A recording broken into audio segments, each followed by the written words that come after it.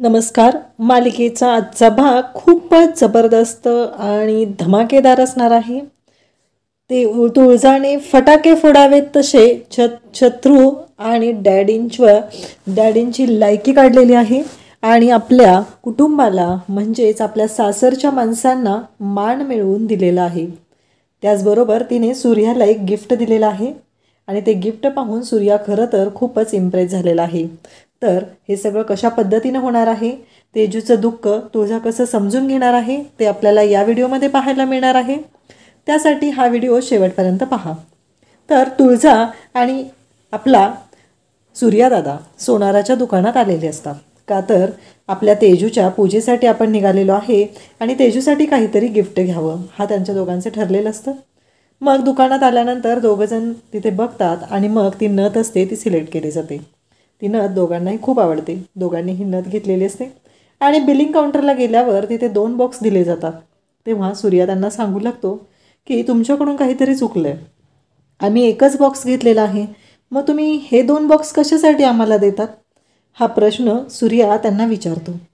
तेव्हा तुळजा सांगते की अरे आपलेच आहेत ते दोन्ही बॉक्स.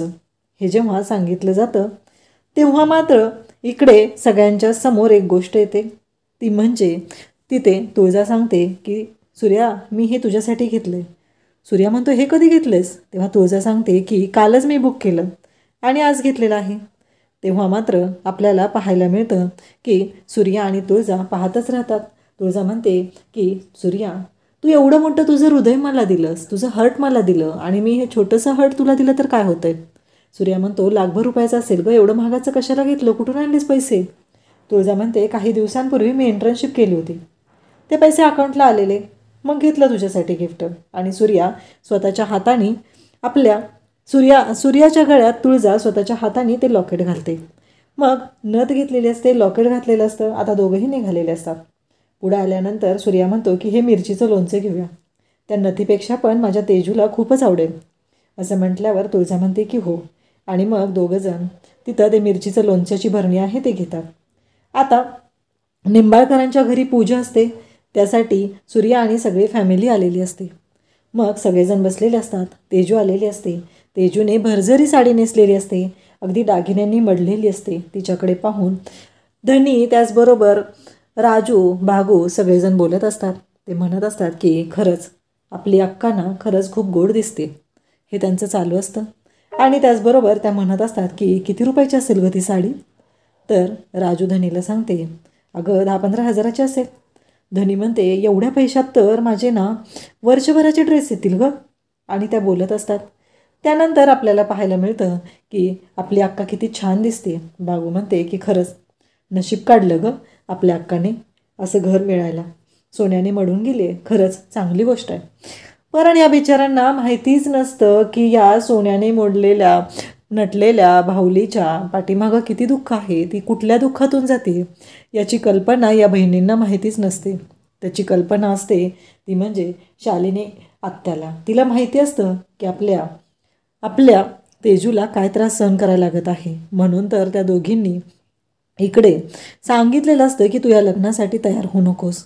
पण सूर्यादादासाठी तेजू लग्नाला तयार झालेली असते. दोघं पूजेला बसलेले असतात. तेजू नाराजच असते, ती काहीच बोलत नाही. ती आपली शांतपणे तिथे असते. गुरुजी पूजा आटोपतात आणि त्यानंतर आता पुढचा सोहळा असतो तो म्हणजे मानपानाचा. इकडे उखाणा घ्यायचा असतो. मग सूर्या इकडे शत्रूला उखाणा घ्यायला सांगितला जातो, तर तो बिचारा उसात असं बोलत असतो. तेव्हा डॅडी आणि छत्री त्याला खुणवतात, म्हणजे तो घाणेरडा उखाणा घेणार असतो. पण तो उखाणा घेतो की ऊस असतो गोड आणि तू आपली जी तेजू आहे ती पायातल्या जोडव्यासारखी, तिचे पायातले जोडवे आहेत गोड सुंदर, असं काहीतरी तो उखाणा घेतो. त्यानंतर परत आपल्या तेजूला उखाणा घ्यायला सांगितला जातो. तेजू त्या उखाण्यातून आपल्या सूर्यादादाला एक संदेश देते, तू माझ्या पाठीशी कायम उभा राहा, असा संदेश त्या उखाण्यातनं तिनं दिलेला असतो. आता मानपान करायचं असतो. तुळजा पहिल्यांदा ओटी भरते तेजूची आणि तिला पोशाख आणि ती आणलेली सोन्याची नथ देते. त्यानंतर सूर्या मानपान करण्यासाठी येतो आणि मग सूर्या पण आपल्या शत्रूला पोशाख आणलेला असतो, तो पोशाख आहेराचा देतो. त्यानंतर आपल्याला पाहायला मिळतं की हा सगळा मानपान चालू असतो आणि मग ती नथ पाहिल्यानंतर तेजू सांगते की खरंच छान आहे. पण छत्रीचं तोंड काय राहत नाही. छत्री लगेच बोलायला सुरुवात करतो. तो म्हणतो की काय बहीण एवढी लाडाची. कसं आहे, लोक म्हणतात की बहिणीला बाजूला ठेवून आपल्या आपल्या मेवण्याचा घरच्या जावयाचा मान करायचा असतो, पण तुम्ही तर इथं बहिणीचाच मान केलेला आहे फक्त. तेव्हा लगेचच सूर्या म्हणतो कसं आहे माझ्या ऐपतीप्रमाणे मी आणले. तेव्हा ते म्हणतात की कसं आहे जावयाला सोन्याचा दागिना द्यायचा असतो, तू तर बहिणीला सोन्याचा दागिना दिलेला आहे आणि जावयाला तसंच ठेवलेलं आहे. हे बोलल्यानंतर मात्र आता तुळजा काही गप्प बसत नाही. तुळजाच्या अंगात विष संचारलेली असते आणि तुळजा पुढे येते. तुळजा बोलायला सुरुवात करते, अहो छत्री काका विसरले जाऊ मी. कसं आहे माहिती आहे का, शत्रू आमच्या घरचा जावई आहे तसा सूर्या या घरचा जावई आहे. आणि हे पटतंय का बघा बरं तुम्ही काय बोलताय. कसं आहे माहिती आहे का, आम्ही जसा आमच्या जावयाचा मान केला पाहिजे तसा निंबाळकरांनी म्हणजे ह्या डॅडींनी त्यांच्या जावयाचा मान पण केला आहे का हो. म्हणजे बघा तुम्ही आता आम्हाला जे सांगितलं, तुम्ही तर एवढ्या डॅडींच्या जवळचे, डॅडींना या गोष्टी तुम्ही सांगायच्या विसरलात का. हे सगळं जेव्हा ती बोलत असते तेव्हा मात्र इकडे डॅडी पाहतच राहतात. तर इकडे लगेचच ते बोलत असतात, कसं आहे माहिती आहे का, या लग्नासाठी काय म्हणजे असं लगेचच शत्रू बोलायला सुरुवात करतो, सूर्याच्या लग्न मोडलेल्या बहिणीशी लग्न केले मी. पुन्हा तिकडे तुळजाला राग येतो आणि मग तुळजा पुढे येते आणि शत्रूला बोलत असते आणि म्हणत असते, कसं आहे माहिती आहे का, डॅडींनी मानपान दिला मान्य आहे मला, डॅडींनी तेजूचं लग्न तुझ्याशी लावलं हे सगळं मान्य आहे मला, पण एक गोष्ट तू विसरतोयस. कसं आहे माहिती आहे का, आता जेव्हा मुलगी द्यायची असते ना तेव्हा एक गोष्ट लक्षात ठेव, लोक मुलाला नोकरी काय आहे, पुण्या मुंबईत त्याचं घर आहे का, फ्लॅट आहे का हे बघतात. कसं आहे आत्ता सगळ्या अख्ख्या गावाला माहिती आहे की हे तर तुझं काय आहे, हे सगळं तर डॅडींचं आहे. तू शेतावर जात असशील, त्याचबरोबर खाणीकडे जाऊन आणत असशील, हे सगळं करत असशील, पण हे सगळं जे आहे ते डॅडींचं आहे. तू काय कमवलंयस. बेरोजगार मुलाला मुलगी देताना 1000 वेळा विचार करायला लागतो रे. शेतकऱ्याला पण मुलगी देत नाही आहेत. हे सगळेजण पाहत असतात.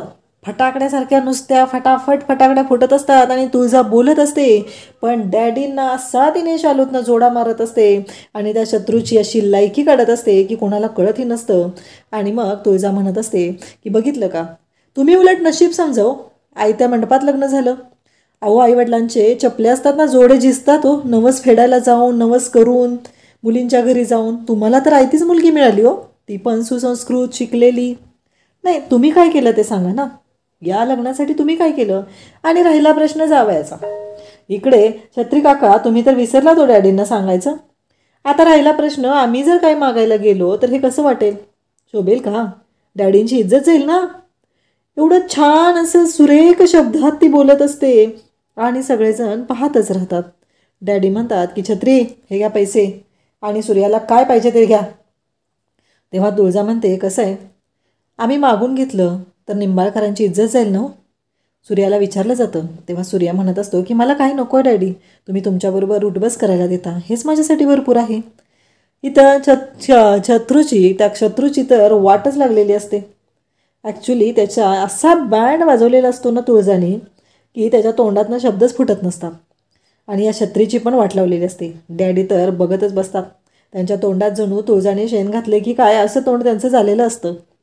त्यानंतर आपल्याला पाहायला मिळतं की आता सूर्या म्हणतो की नको आहे काय, डॅडी छत्रीकडे पैसे देतात आणि पोशाख आणि एक सोन्याची अंगठी घेऊन या असं सांगितलं जातं. तर इकडे आपला जो सूर्या असतो तो खूपच समजूतदारपणे हे बोलत असतो, तो तुळजाला शांत करत असतो. आणि मग तुळजा म्हणते, असं असू दे रे सूर्या, कसं आहे डॅडींना वाईट वाटेल, त्यांचं मन राखलं पाहिजे ना, आपण त्यांचा मान राखला पाहिजे. आणि पुन्हा ती इकडे शत्रूकडे येते आणि म्हणते की अगं तेजू, या सगळ्यापेक्षाही एक चांगली गोष्ट तुझ्या दादाने तुझ्यासाठी आणलेली आहे, ती तुला खूप आवडेल. असं म्हणता क्षणी सूर्या ती लोणच्याची भरणी घेऊन येतो आणि इकडे तेजूच्या समोर उभा असतो आणि म्हणतो की ही तुझ्यासाठी मिरचीचं लोणचं. त्यावेळेस इकडे बिचारी तेजू असते, तिला आठवतं ह्या शत्रूने तिला गरम शिरा तिच्या तोंडात कोंबलेला असतो आणि तिची जीभ पूर्ण भाजलेली असते. ती सूर्याच्या समोर उभी असते आणि भावूक झालेली असते. ती म्हणत असते की सूर्या दादा, तुला माहीत नाही रे, तुझ्या दाजींनी माझी जीभ भाजली रे, मला हे लोणचं नाही खाता येणार आता. सूर्याने तर भरणीचं झाकण उघडलेलं असतं आणि तो तेजूला लोणचं खायला सांगत असतो. बिचारी तेजू त्यातली एक मिरचीचा तुकडा उचलते आणि ती खाते. आणि त्याच वेळी सूर्या तेजूला मिठीत घेतो आणि तेजू भाऊक झालेली असते. शत्रू त्याच्यावर लगेच म्हणतो, काय झालं? कारल्याचं लोणचं दिलं की काय बहिणीला? तिच्या डोळ्यातनं गंगाच्या मुना व्हायला लागलेत. हे ऐकल्यानंतर इकडे तेजूला वाईट वाटतं. सूर्या म्हणतो, नाही, भाऊक झाली होती. असं जेव्हा सूर्या बोलत असतो तेव्हा तेजू तिथून उठून आत येते आणि किचनमध्ये येऊन पाणी पिते. कारण तिला ते जे लोणचं आहे ते खाल्ल्यानंतर त्रास झालेला असतो. तिच्या पाठीमागं लगेच तुळजा येते आणि विचारू लागते, काय झालं तेजू? आल्यापासून मी बघते तू थोडी मला अस्वस्थ वाटते. तेव्हा इकडे तेजू सांगत असते, तसं नाही वहिनी. आणि मग ती तुळजाशी बोलत असते. तुळजा बिचारी तिच्याशी बोलत असते, तिला शांतपणे समजावत असते आणि म्हणते, माझ्याशी मनमोकळेपणाने बोल,